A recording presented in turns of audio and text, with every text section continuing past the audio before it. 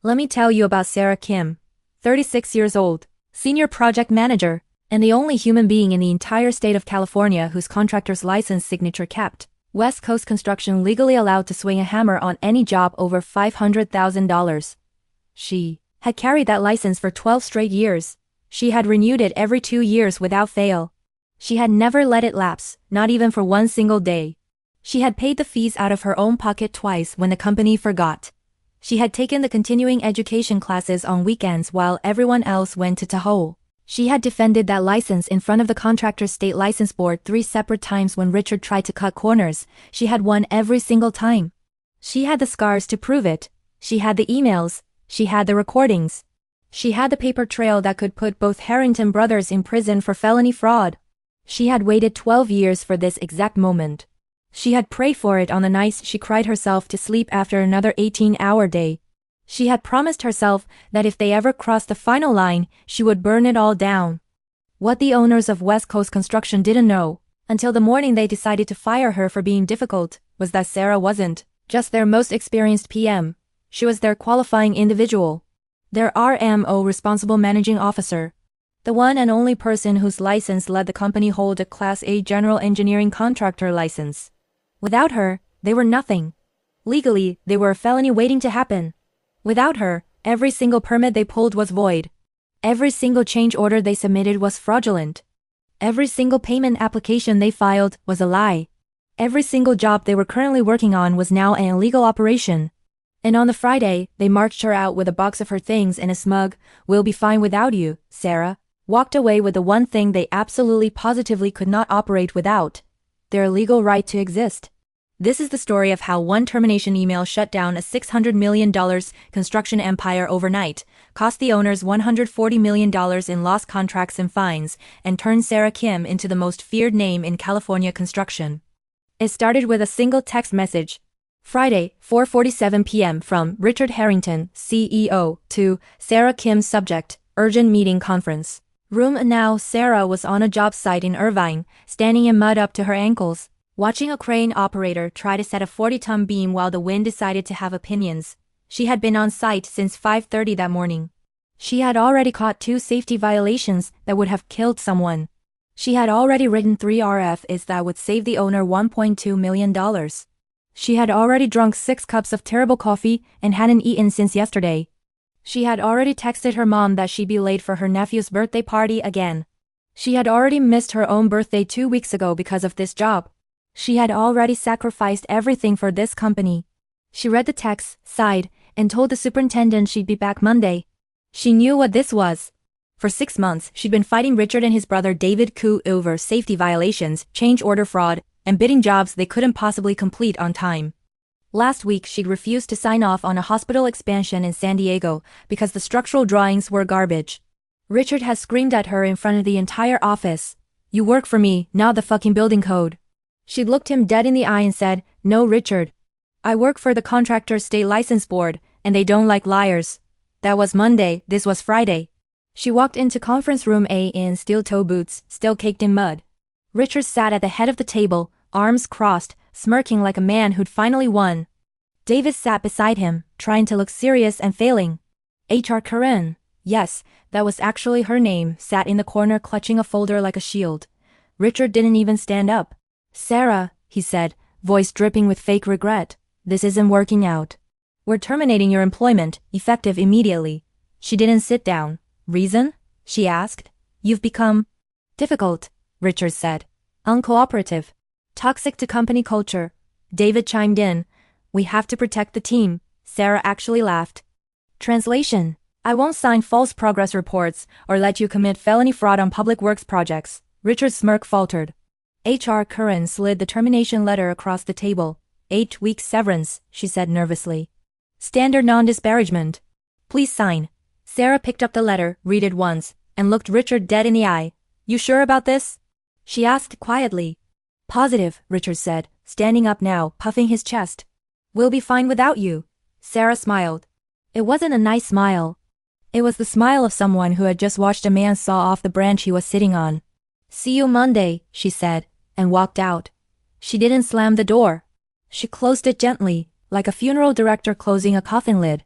Monday morning, 8:03 a.m., Richard Harrington opened his email to find a message from the California Contractors State License Board. Subject: Immediate suspension of license number 948,572. West Coast Construction Inc. Body: Dear Mr. Harrington, this office has been notified that Sarah J. Kim, RMO, qualifying individual for the above referenced license, is no longer in your employ. Per Business and Professions Code Section 7068.2, when the qualifier disassociates from the license is automatically suspended until a new qualified individual is approved. All construction activity must cease immediately. Failure to comply will result in disciplinary action and daily fines of $5,000 per violation. Richard stared at the screen. Then he screamed, actually screamed, like a child who just realized Santa isn't real. Because Sarah Kim wasn't just their best project manager. She was the only person in the entire company who held the required experience and passed the law and business exam to qualify for a Class A license. Richard had never taken the exam. David had never taken the exam. None of their other PMEs had the required 4 years of journey-level experience. Sarah had been a qualifier for 12 years. And the moment she walked out the door, West Coast Construction lost its legal right to operate. Every single job site, every single bid, every single contract worth over $500,000, gone. The $180 million hospital expansion in San Diego? The one they were 38% complete on. The one they had bragged about at every investor meeting? Dad, the $92 million freeway interchange in Sacramento. Caltrans stop work order issued at 9:15 a.m. Daily penalties, $50,000. The $240 million high-rise in Los Angeles? General contractor sent notice of default at 10:02 a.m. Liquidated damages, $100,000 per day. Richard called Sarah 38 times. David left voicemails that went from pleading to bargaining to threats to crying. Sarah let every single one go to voicemail. At RPM, Richard showed up at her house with David and a bottle of Macallan 25. They stood on her doorstep looking like men who had just realized they burned down their own house to kill a spider. Sarah, Richard said, voice shaking, whatever you want. Double your salary. Triple it. Equity. Anything. She let them stand there for a full minute. Then she said, you fired me for being difficult, remember? David actually got on his knees in her driveway. Please, we'll lose everything. Sarah looked down at him. No, she said calmly. You already did. She closed the door. She locked it. She turned off the doorbell. She made herself a cup of tea. She sat on her couch and watched the chaos unfold on her phone. Tuesday morning, the Contractors State License Board issued a public notice.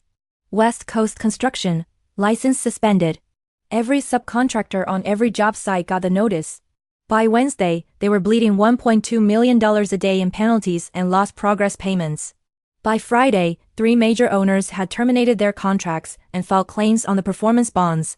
The bonding company called Richard personally. You're in default on $480 million in bonded work. We're calling the bonds. Today, Richard's net worth went from $180 million to negative $40 million in 4 business days. His wife filed for divorce on day 5. His Porsche was repossessed on day 6. His country club membership was revoked on day 7. 3 weeks later, Sarah received an offer, not from Richard, from the private equity firm that had been circling West Coast for acquisition. They wanted to buy the company out of receivership, but only if Sarah came back as CEO and requalified the license. She negotiated from her living room, in yoga pants, drinking coffee. Her terms, $15 million signing bonus, up from $12 million, 20% equity, $1 million base salary, full control of safety and compliance, public apology from Richard and David Harrington, on video, admitting they committed fraud and endangered public safety, lifetime consulting agreement at $100,000 month for life company jet access whenever she wanted a parking spot with her name on it in gold letters, and the original termination letter framed and hung in the new boardroom as a reminder they agreed to everything. The video went viral. Richard and David, faces gray, reading from a script, admitting they falsified documents, pressured employees to violate building codes, and fired the one person who stood between them and felony charges. The Contractors Board launched a full investigation. Both brothers lost their individual licenses permanently. They were banned from ever holding a contractor's license again in California. They were banned from serving as officers of any construction company. They were banned from even working on a job site. West Coast Construction was sold for pennies on the dollar, and Sarah Kim? She took the $15 million bonus, bought her parents a beach house in Maui, started the Sarah Kim Foundation for Women in Construction, bought the original company headquarters and turned it into a training center for female apprentices, and kept that framed termination letter in her new office, right next to her new license that now listed her as CEO, because now, every single construction company in the state has one new line in their employee handbook. Do not fuck with the qualifier. They say Richard still flinches every time he hears the word RMO. They say David can't even drive past a construction site without crying. They say Sarah still gets Christmas cards from former superintendents who now make double what they used to because she pays fairly and runs safe sites. And they say that whenever a new PM asks why the company has such strict compliance rules, someone always tells them the story of Sarah Kim, the woman who brought down an empire with a smile and a license. She still keeps Richard's original termination email printed and laminated on her new desk, next to a gold plaque that reads, "Difficulty is just truth wearing steel toe boots." She reads it every morning, she smiles every time. She earned that smile. And that, my friends, is how one woman turned a smug "you're fired" into the total destruction of a $600 million company, and became the living embodiment of the phrase, "The license doesn't work for you. You work for the license." If this story made your justice receptors explode, do me a solid right now, smash that subscribe button for Tangled Yarns, drop a like, turn on notifications, and share it with every licensed professional you know. Because here every story has a twist. And sometimes that twist comes with a $5,000 a day fine attached. I'm Brett, and I'll see you in the next one.